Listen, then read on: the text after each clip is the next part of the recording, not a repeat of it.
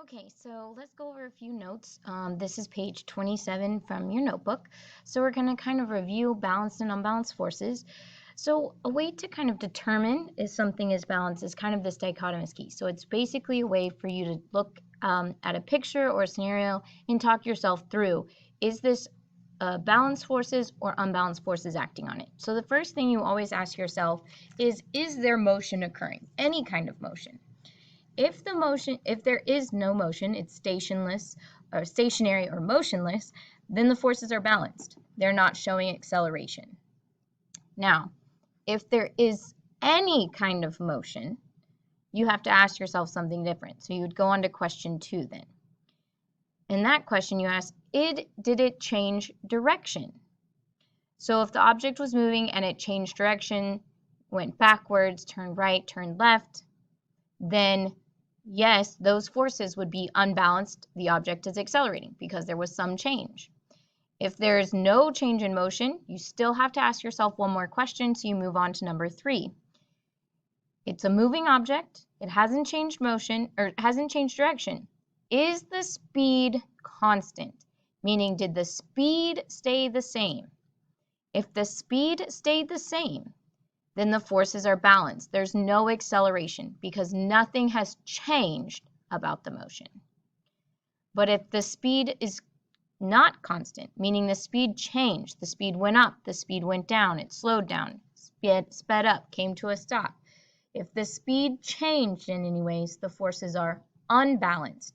It is showing acceleration. So one thing you'll notice is every time you say the word unbalanced, you need to think acceleration or change. Those have to be synonyms. They have to work.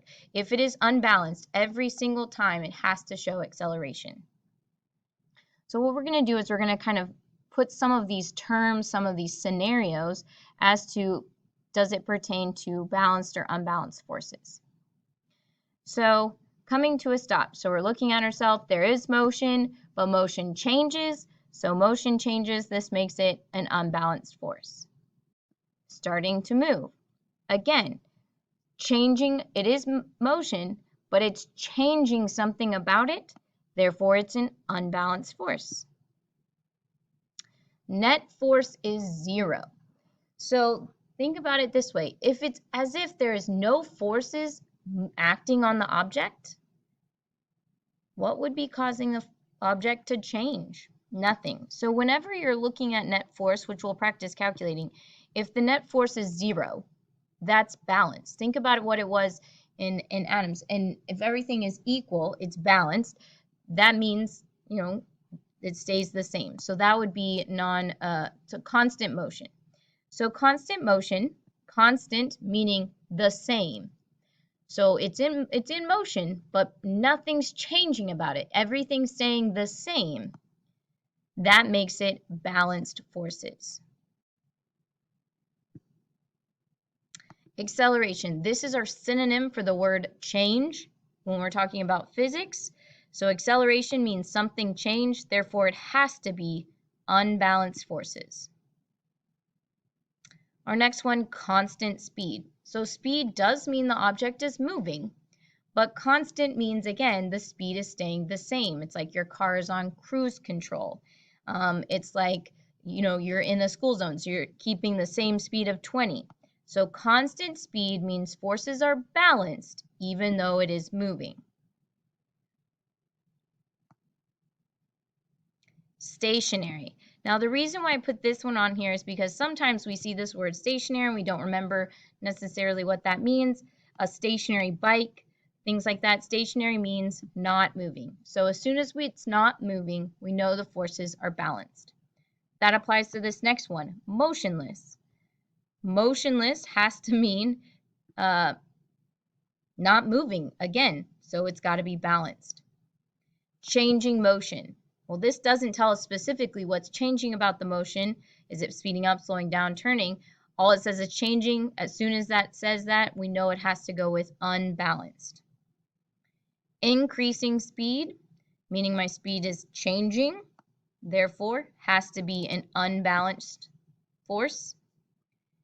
Decreasing speed,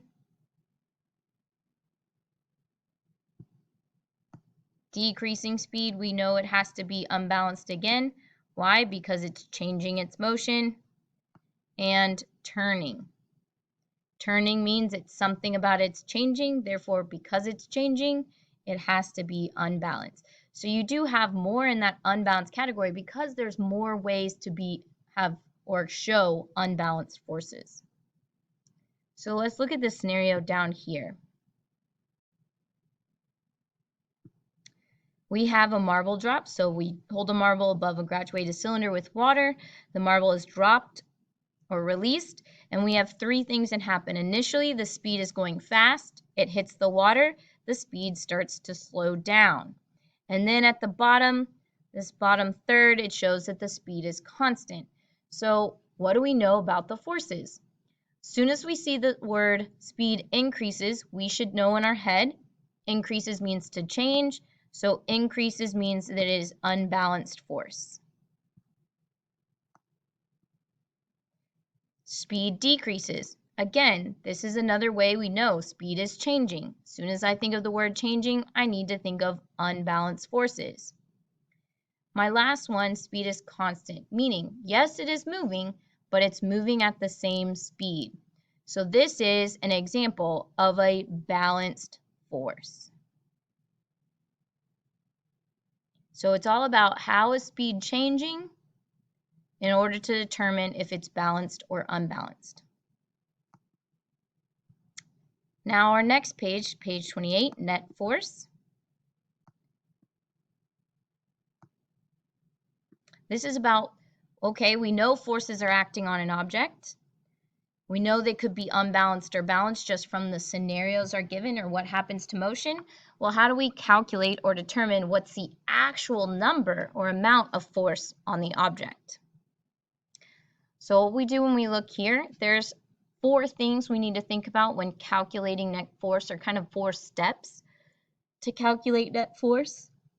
The first one, and this is usually given pictures, but you need to look at which way are the forces moving. Are they moving the same direction, both moving in the same direction, or are they moving opposite? Now we'll have to remember, even if they're pointing at the same object, if you use your hands, you should be able to tell, oh, no, those forces are going opposite directions. Now, what do you do with those forces? Well, if the forces are working in the same direction, that means they're working together. So you would add those forces. If they're working opposite, they're working against each other. So you would subtract.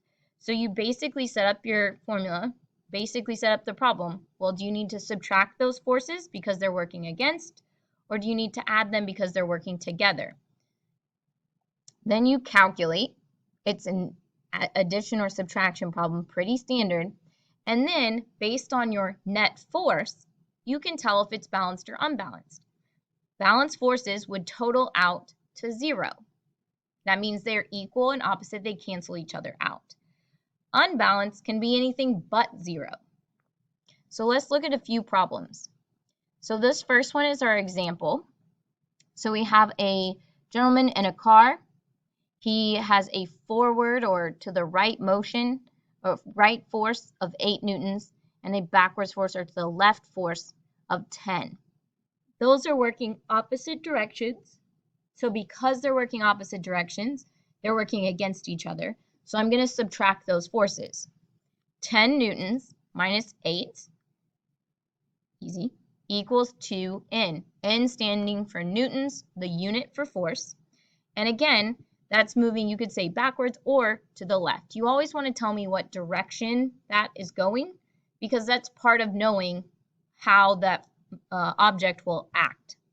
Because it's not 0 newtons, those forces don't cancel out. It is an unbalanced force. So I would expect some change in motion. My next one here, I have this man. They're moving again, same car. 2 forces, 1 force to the left of 10, 1 force to the right of 10. Now they are moving opposite directions. Therefore, I am going to subtract those forces. 10 newtons minus 10 newtons equals 0 newtons. I don't have a direction because they're overall, they cancel out. Neither wins. Because neither wins, this is an balanced force, meaning this object would not change anyway. It would continue at probably a constant speed. Now, I don't know if it's at a constant speed or if it's just stationary, but I'm assuming because the driver looks like he's going real fast that it's a constant speed. Again, you can still be in motion with balance forces. You're just moving at the same speed. This last object is moving. These two forces are actually moving the same direction. They are both pushing or pulling to the right. So in this case, because they're both going the same way, I add. They're working together. Be like two people pulling on a box to move it. So 10 newtons plus 10 newtons equals a total of 20 newtons. Because I have, and that's specifically to the right.